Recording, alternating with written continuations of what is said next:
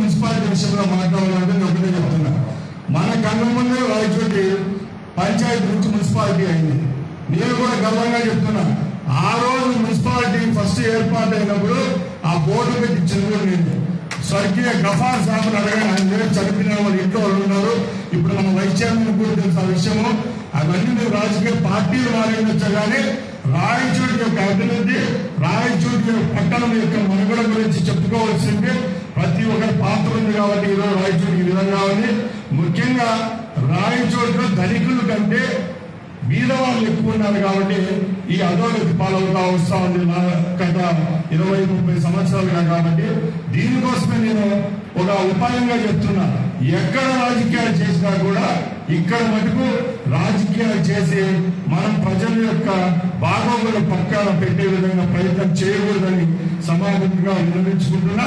అలాగే ఇంకా రాబోయే కాలంలో ఇప్పుడు 150 రోజులు గడిచిపోయింది, కళ్ళు మూసుకుంటే ఇంకా రాబోయే 5 సంవత్సరాల్లో ఏ విధమైన సంక్షేమ కార్యక్రమాలు, అభివృద్ధి కార్యక్రమాలు రాయచోటిలో చేపట్టాలో తప్పకుండా తప్పకుండా దానికి ప్రణాళికాబద్ధంగా ముందుకు వెళ్ళడానికి రాయచోటి మున్సిపాలిటీ తరఫున మీరు ఎవరైతే సభ్యులు ఎన్నుకోబడ్డారో వాళ్ళను మేము గౌరవిస్తాం.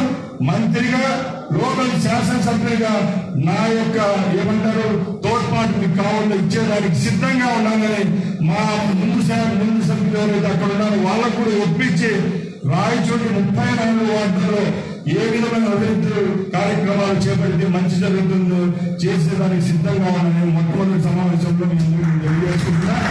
అలాగే నేను ఒకటే చెప్తున్నాను, గత ప్రభుత్వాలు ఇచ్చినాయి, పెన్షన్లు ఇచ్చినారు, ఇల్లు ఇచ్చినారు. ఇది ఎవరో ప్రవేశపెట్టినట్టు కాదు.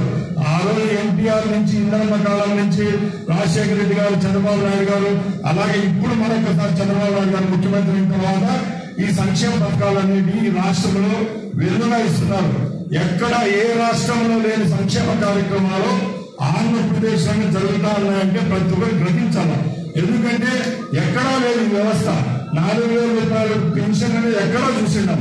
అలాగే బియ్యం అనుకోండి, ఉద్యోగాల కల్పన అనుకోండి, అన్ని విషయాల్లో ఎప్పుడు ప్రజల పక్షాన్ని పనిచేశారు గత ముఖ్యమంత్రులు అందరూ.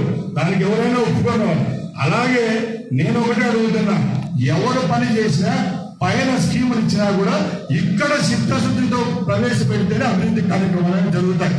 దానికి ఉదాహరణ చెప్పంటే నేను వాళ్ళు చెప్తాను. ఎందుకంటే గత ప్రభుత్వంలో రాయచోట్ల ఇల్లు ఇచ్చినారు, పెన్షన్లు ఇచ్చినారు, కాదన్నాం లేదు. ఎందుకంటే ప్రతి ఒక్కటి పేపర్లోనే ఉంటాయి.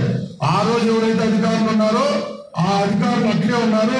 ఎమ్మెల్యేలు మారిండొచ్చు, లేకపోతే మా పదవులు మారిండొచ్చు, కానీ నీతి నిజాయితీగా చట్టబద్ధంగా ఏ కార్యక్రమాలు ఆ రోజు చేపట్టారో అవి నిజాయితీగా ప్రజలకు అందాయా లేదనేది ఇక్కడ క్వశ్చన్ మార్క్. ఎందుకంటే ఒక పౌరునిగా ఈ రాయచోటి బిడ్డగా నేను అడుగుతున్నా, గత ఎన్నికల్లో ఏ వార్డులోకి వెళ్ళినా కూడా పెన్షన్ ఎంత ఇస్తా అనేది ఎవరు చెప్పడం లే. పెన్షన్ రాని వారైతే వందలుగా వేలాది మందిగా వచ్చి మాకు పెన్షన్ రాలేదు అంటున్నారు.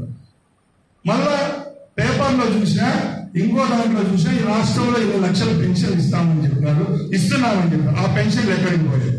అలాగే రాయచోటి మున్సిపాలిటీ పరిధిలోకి వస్తే అందరూ ఏం చెప్తున్నారు, 4 పక్కన రోడ్లు అయితే ఉన్నాయో అక్కడ 6,000-7,000 ఇల్లు కట్టడం జరిగింది. ఈ రోజు మీ అందరికీ తెలుసు, నారాయణ రెడ్డి గారి పల్లి టౌన్షిప్ అనేది ఎక్కడ కార్పొరేషన్ లో కూడా అంత పెద్ద టౌన్షిప్ లేదు. అది నేను కూడా ఒప్పుకుంటా. కడపలోకి రండి, కర్నూలులోకి రండి, 6,000 ఇల్లు కట్టి టౌన్షిప్ కట్టలేదు. నేను ఒకటే దాంట్లో క్వశ్చన్ అడుగుతాను, ఏంటంటే నిజంగా దాంట్లో ఏ విధమైన తప్పులు జరగకుండా ఉంటే ఈ రోజు 6,000 ఇల్లు ఇచ్చిన దగ్గర ఎందుకు సంసారాలు ఉంటారు, ఏ విధమైన మరొక వసతులు ఆ ప్రభుత్వం కల్పించింది అని అడుగుతున్నాను. ఈ రోజు కూడా కలెక్టర్ గారు అయితేనే హౌసింగ్ పీడీ గారి దగ్గర నేను రిపోర్ట్ తీసుకుని వస్తే 1,400 ఇల్లు ఫౌండేషన్ జరగలేదు. మిగతా ఏవైతే 4,000 ఇల్లు ఫౌండేషన్లు పెట్టి మొదలు పెట్టినారో నిజమైన లబ్ధిదారులు లేరు. దాంట్లో మిగతా వాళ్ళు అమ్ముకున్నారు. మిగతా దాని పేర్లు చెప్పుకొని చుట్టుపక్కల ఎకరాలు విలేకరులు అయితేనే, పోలీసులు అయితేనే, ఎవరైతే రాజకీయంగా 5 సంవత్సరాలు పదవులు అనిపించినారో, బెదిరించుకున్నారో వాళ్ళందరూ ఆ చుట్టుపక్కల ఆ స్థలాలు కొనుక్కోవడం జరిగింది. ఎవరైనా డెలివరీ అయ్యే ఆదాయం తీసుకుని రోడ్లలో కారణం ఆవారు పోతే డెలివరీ అయిపోతుంది. అంత దౌర్భాగ్యంగా గుంతలమయమైనంత కాలం. నేను అడుగుతాను ఏంటంటే ఎంతసేపు మన ముఖ్యమంత్రుల గురించో పై నుంచి వచ్చే నిధుల గురించి మాట్లాడుకుంటాము కానీ నిధులు నిజంగా మన నియోజకవర్గంలో మన మున్సిపాలిటీ పరిధిలో ఖర్చు పెట్టింటే ఇవన్నీ ఎందుకు అభివృద్ధి చెందలేదని నాకు సూటి క్వశ్చన్ అడుగుతున్నాను. అలాగే గత ప్రభుత్వంలో రాయచోటికి అండర్ గ్రౌండ్ డ్రైనేజ్ తెచ్చినామని చెప్పుకుంటున్నారు. ఎవరైతే